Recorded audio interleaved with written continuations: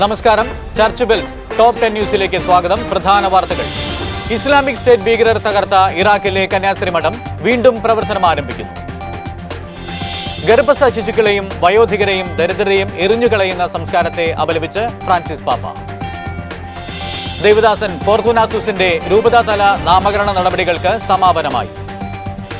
Bible കത്തിച്ച സംഭവം മാതൃകാപരമായ ശിക്ഷ ഉറപ്പാക്കണമെന്ന് KCPC. ബെനഡിക്ട് പാപ്പ വിടവാങ്ങി 1 മാസം തികഞ്ഞ സാഹചര്യത്തിൽ പാപ്പയുടെ കല്ലറയ്ക്കരികെ വിശുദ്ധ കുർബാന അർപ്പണം നടത്തി പേഴ്സണൽ സെക്രട്ടറിയായി സേവനം ചെയ്ത ആർച്ച് ബിഷപ്പ് ജോർജ് ഗാൻസ്വെയിൻ. വിശുദ്ധ തോമസ് അക്വിനാസിന്റെ തലയോട്ടി അനാച്ഛാദനം ചെയ്തു.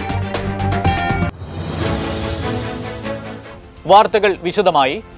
ഇസ്ലാമിക് സ്റ്റേറ്റ് തീവ്രവാദികളുടെ അധിനിവേശ കാലത്ത് തകർക്കപ്പെട്ട ഇറാഖിലെ ഡൊമിനിക്കൻ കന്യാസ്ത്രീ മഠം വീണ്ടും പ്രവർത്തനം ആരംഭിക്കുന്നു.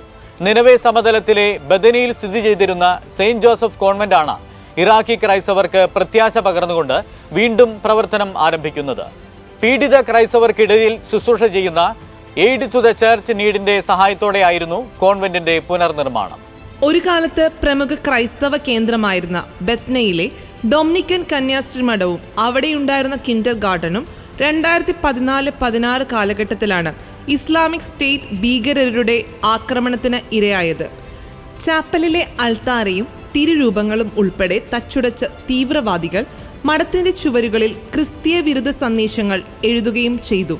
ഇസ്ലാമിക് സ്റ്റേറ്റ് അധിനിവേശം അവസാനിച്ച ശേഷം കന്യാസ്ത്രീകൾ പ്രദേശത്തേക്ക് തിരിച്ചെത്തി ശുശ്രൂഷകൾ തുടങ്ങിയെങ്കിലും കന്യാസ്ത്രീ മഠം താമസയോഗ്യമായിരുന്നില്ല.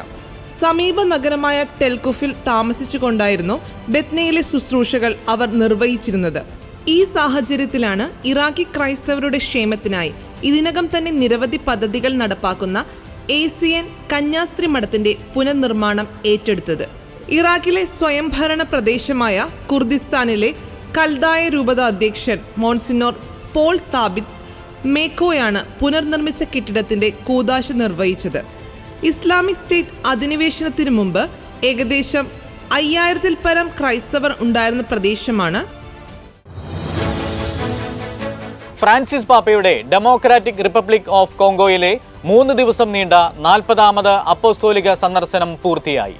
യാത്രയിലെ 2ാം ഭാഗമായ തെക്കൻ സുഡാനിലേക്കുള്ള പാപ്പയുടെ സന്ദർശനം ആരംഭിച്ചു. ഏവരും ഒന്നാകാൻ വേണ്ടി ഞാൻ പ്രാർത്ഥിക്കുന്നു എന്നതാണ് ഈ അപ്പോസ്തോലിക യാത്രയിലെ 2ാം ഭാഗത്തിന്റെ ആപ്തവാക്യം. ജനുവരി 31 ആരംഭിച്ച യാത്ര ഫെബ്രുവരി 5 വരെ നീണ്ടുനിൽക്കും. ആഭ്യന്തര യുദ്ധത്താലും പലതരത്തിലുള്ള ചൂഷണങ്ങളാലും വലയുന്ന ആഫ്രിക്കയിലെ ഡെമോക്രാറ്റിക് റിപ്പബ്ലിക് ഓഫ് കോങ്കോയിലെ ജനങ്ങൾക്ക് പ്രതീക്ഷ പകർന്നുകൊണ്ടായിരുന്നു പാപ്പായുടെ അപ്പസ്തോലിക സന്ദർശനത്തിന്റെ ആദ്യപാദം സമാപിച്ചത്. കോങ്കോയിലെ ജനങ്ങളെ വിശ്വാസത്തിലർപ്പിക്കാനും ആ നാട്ടിലെ പ്രശ്നങ്ങളും പ്രതിസന്ധികളും ലോകത്തിനു മുന്നിൽ ഉയർത്തിക്കാട്ടാനും പാപ്പയ്ക്ക് കഴിഞ്ഞു. കോങ്കോയുടെ തലസ്ഥാനമായ കിൻഷാൻസയിൽ തങ്ങിയ പാപ്പ പ്രാദേശിക സമൂഹത്തിന്റെ അധികാരികളും കിഴക്കൻ സംഘർഷത്തിന്റെ ഇരകളും പ്രാദേശിക സഭാ ശുശ്രൂഷകരുമായും കൂടിക്കാഴ്ചകൾ നടത്തി. മാനുഷികമായ രീതിയിൽ ഒരിക്കലും അംഗീകരിക്കാനാകാത്ത വലിയ പീഡനങ്ങളിലൂടെ കടന്നുപോയ കിഴക്കൻ കോങ്കോയിൽ നിന്നുള്ള ആളുകൾ നൽകിയ സാക്ഷ്യത്തിന് നന്ദി പറഞ്ഞുകൊണ്ടാണ് പരിശുദ്ധ പിതാവ് തന്റെ പ്രഭാഷണം ആരംഭിച്ചത്. ആഫ്രിക്കയിൽ പാപ്പ നടത്തുന്ന അപ്പസ്തോലിക പര്യടനത്തിന്റെ 2ാം ദിവസമായിരുന്നു പേപ്പൽ ബലിയർപ്പണം. കോങ്കോയിൽ ഫ്രാൻസിസ് മാർപാപ്പ ബുധനാഴ്ച അർപ്പിച്ച ദിവ്യബലിയിൽ 10 ലക്ഷത്തിന് മുകളിൽ വിശ്വാസികൾ ഒരുമിച്ചുകൂടി. വെള്ളിയാഴ്ച തെക്കൻ സുഡാനിലേക്ക് യാത്ര തിരിച്ച അദ്ദേഹം അവിടെ വിവിധ സഭകളുമായും പൊതുസംഘടനകളുമായും പ്രത്യേകിച്ച് സംഘർഷം മൂലം സ്വന്തം നാട് വിട്ട് മാറി താമസിക്കേണ്ടി വന്നവരുമായും കൂടിക്കാഴ്ചകൾ നടത്തും. ഫെബ്രുവരി 5 ഞായറാഴ്ച തെക്കൻ സുഡാനിലെ വിശ്വാസികളുമൊത്ത് ദിവ്യബലി അർപ്പിച്ച ശേഷം പാപ്പ റോമിലേക്ക് മടങ്ങും.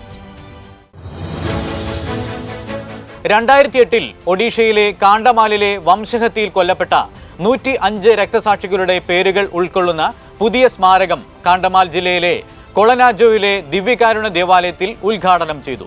ക്രിസ്തുവിന് സാക്ഷ്യം വഹിക്കാൻ ബലിയർപ്പിച്ച ജീവിതങ്ങളെ ഓർക്കാനും ബഹുമാനിക്കാനും ഈ സ്മാരകം സഹായിക്കുന്നതായി അതിരൂപതയുടെ വികാരി ജനറൽ ഫാദർ പ്രദോഷ് ചന്ദ്ര നായിക് പറഞ്ഞു.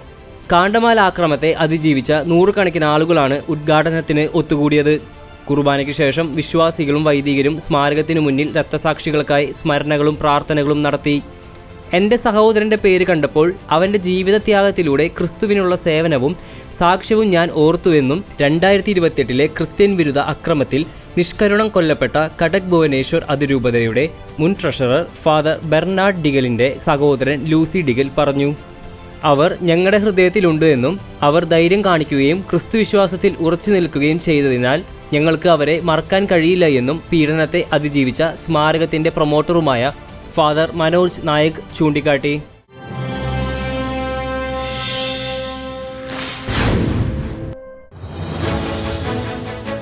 ഞായറാഴ്ചയിലെ ആഞ്ചലൂസ് പ്രാർത്ഥനയിലാണ് ഗർഭസ്ഥ ശിശുക്കളെയും പ്രായമായവരെയും ദരിദ്രരെയും ഉപയോഗപ്രദമല്ലെങ്കിൽ എറിഞ്ഞു കളയുന്ന സമൂഹത്തെ കാർന്നു തിന്നുന്ന പുതിയ രീതികളെ ഫ്രാൻസിസ് പാപ്പ അപലപിച്ചത്.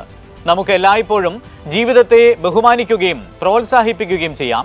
ജീവനെയും മറ്റുള്ളവരുടെ ജീവിതത്തെയും ഒരിക്കലും തള്ളിപ്പറയരുത്, പാപ്പ സന്ദേശത്തിൽ ഓർമ്മിപ്പിച്ചു. എനിക്ക് ആവശ്യമുള്ളത്ര ഞാൻ നിന്നെ ഉപയോഗിക്കുന്നു. എനിക്ക് നിങ്ങളോട് താല്പര്യമില്ലെങ്കിൽ അല്ലെങ്കിൽ നിങ്ങൾ എൻ്റെ വഴിയിലായിരിക്കുമ്പോൾ ഞാൻ നിങ്ങളെ പുറത്താക്കുന്നു എന്ന് വലിച്ചെറിയുന്ന സംസ്കാരം പറയുന്നു. ഗർഭസ്ഥ ശിശുക്കൾ, പ്രായമായവർ, രോഗികൾ എന്നിവരോട് ഈ സംസ്കാരം ക്രൂരത കാട്ടുന്നുവെന്നും പാപ്പ പറഞ്ഞു. എന്നാൽ ആളുകളെ ഒരിക്കലും തള്ളിക്കളയാൻ പാടില്ല. അവശതയുള്ളവരെ മാറ്റി നിർത്തരുത്. ഓരോ വ്യക്തിയും അവരുടെ പ്രായമോ അവസ്ഥയോ എന്തുമായിക്കൊള്ളട്ടെ, അത് പവിത്രവും അതുല്യവുമായ ഒരു സമ്മാനമാണെന്നും പാപ്പ ഓർമ്മിപ്പിച്ചു. ദൈവദാസൻ ഫോർത്തൂനാത്തൂസ് തൻ ഹെയ്സറിനെ വിശുദ്ധ പദവിയിലേക്ക് ഉയർത്തുന്ന നാമകരണ നടപടികളുടെ രൂപതാതല നടപടികൾക്ക് സമാപനമായി. സകലരും വിശുദ്ധിയിലേക്ക് വിളിക്കപ്പെട്ടിരിക്കുന്നുവെന്ന വിശ്വാസബോധ്യത്തിൽ മഹനീയമായ സുവിശേഷ സാക്ഷ്യം നൽകുവാൻ ദൈവദാസൻ ബ്രദർ ഫോർത്തൂനാത്തൂസിന് കഴിഞ്ഞുവെന്ന് കാഞ്ഞിരപ്പള്ളി രൂപതാധ്യക്ഷൻ മാർ ജോസ് പുളിക്കൻ നാമകരണ നടപടികളുടെ രൂപതാതല സമാപനത്തോടനുബന്ധിച്ച് നൽകിയ സന്ദേശത്തിലാണ് പിതാവ് ഇക്കാര്യം പങ്കുവച്ചത്. കാഞ്ഞിരപ്പള്ളി സെന്റ് ഡൊമിനിക് കത്തീഡ്രലിൽ മാർ മാത്യു അറക്കലിന്റെ മുഖ്യ കാർമ്മികത്വത്തിലുള്ള വിശുദ്ധ കുർബാനയോടെയാണ് നടപടിക്രമങ്ങൾ ആരംഭിച്ചത്. ജർമ്മനിയിലെ ബെർലിനിൽ 1918 ജനിച്ച brother Fortunatus 1936 Order of Saint John of God സന്യാസ സമൂഹാംഗമായി വ്രത വാഗ്ദാനം ചെയ്തു. 1969 കട്ടപ്പനയിലെത്തിയ ബ്രദർ രോഗി ശുശ്രൂഷയ്ക്കായി ഡിസ്പെൻസറി ആരംഭിച്ചു.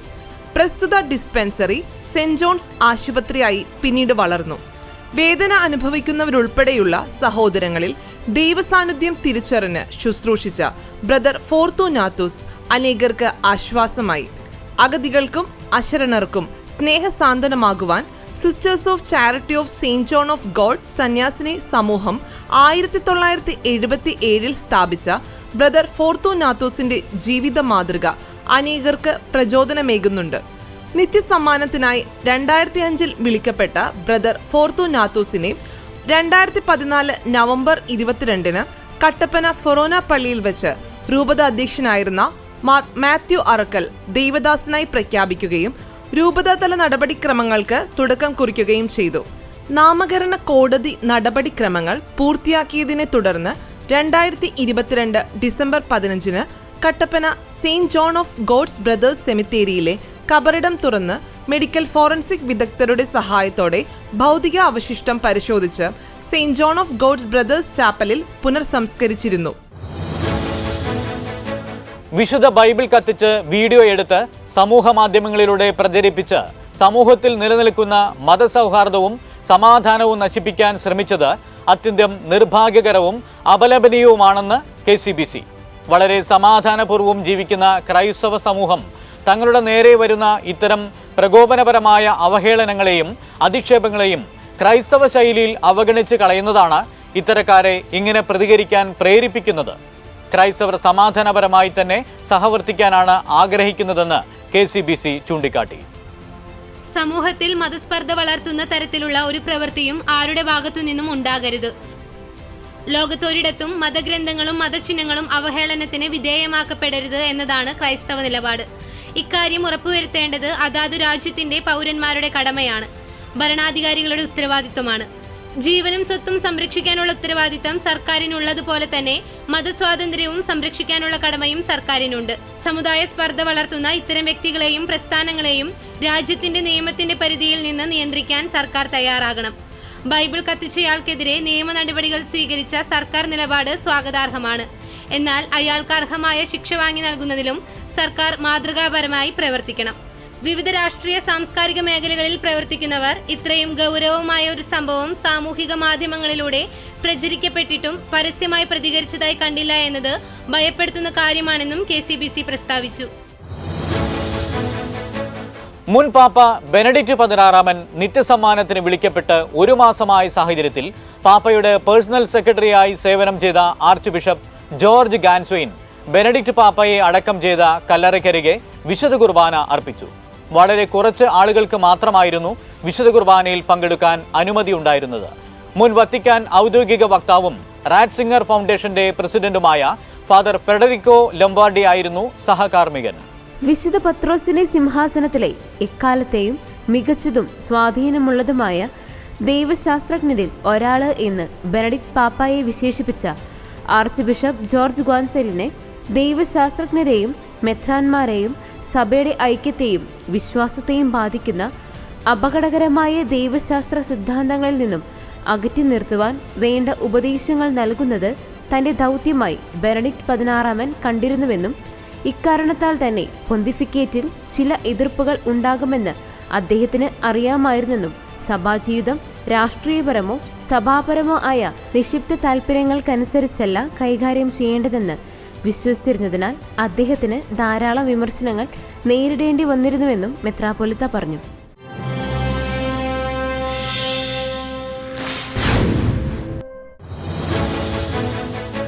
വിശുദ്ധ തോമസ് അക്വിനാസിന്റെ തലയോട്ടി അനാച്ഛാദനം ചെയ്തു. വിശുദ്ധ പദവി പ്രഖ്യാപനത്തിന്റെ 700-ാം വാർഷികം പ്രമാണിച്ചാണ് വിശുദ്ധന്റെ തലയോട്ടി അനാച്ഛാദനം ചെയ്തത്.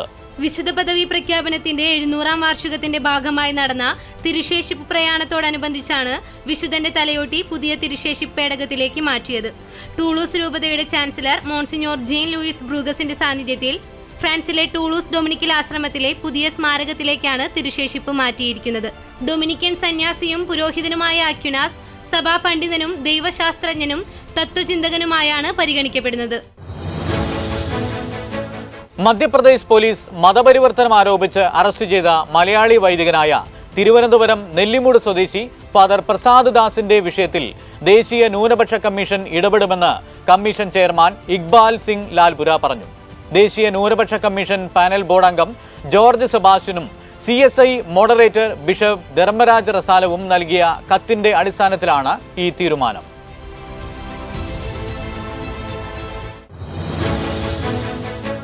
ഇരിങ്ങാലക്കുട രൂപത ല്യൂമൻ യൂത്ത് സെന്റർ സംഘടിപ്പിച്ച 5ാമത് ഷോർട്ട് ഫിലിം ഫെസ്റ്റിവലിൽ അമ്പഴക്കാട് ഇടവകയിലെ ആന്റണി തോമസ് ഒരുക്കിയ സാഗ എന്ന ഹ്രസ്വചിത്രം മികച്ച 1ാമത്തെ ചിത്രത്തിനുള്ള അവാർഡ് കരസ്ഥമാക്കി. അമ്പഴക്കാട് ഇടവകയിലെ അഖിൽ ജോസ് തയ്യാറാക്കിയ വാതിൽ മികച്ച 2ാമത്തെ ചിത്രമായി തിരഞ്ഞെടുക്കപ്പെട്ടു. മുരിങ്ങൂർ ഡീംസ് മീഡിയ കോളേജിൽ നടന്ന ഷോർട്ട് ഫിലിം ഫെസ്റ്റിവലിൽ അഭിവന്ദ്യ മാർ പോളി കണ്ണൂക്കാടൻ പിതാവ് വിജയികൾക്കുള്ള അവാർഡുകൾ വിതരണം ചെയ്തു. താഴേക്കാട് ഇടവക ഒരുക്കിയ നിയോഗം മികച്ച മോട്ടിവേഷണൽ ചിത്രമായും, പേരാമ്പ്ര ഇടവകയിലെ ജോവിൻ തയ്യാറാക്കിയ gift of God best treatment ഫിലിമായും, മൂന്നുമുറി ഇടവകയിലെ ക്രിസ്ത്യൻ ബാബു തയ്യാറാക്കിയ അമ്മ മികച്ച ഇമോഷണൽ ഫിലിമായും തിരഞ്ഞെടുക്കപ്പെട്ടു. സാഗ എന്ന ചിത്രത്തിലെ അനിൽ തോമസ് നല്ല നടനും ആന്റണി തോമസ് മികച്ച സംവിധായകൻ, എഡിറ്റർ, സഹനടൻ എന്ന പുരസ്കാരങ്ങളും കരസ്ഥമാക്കി.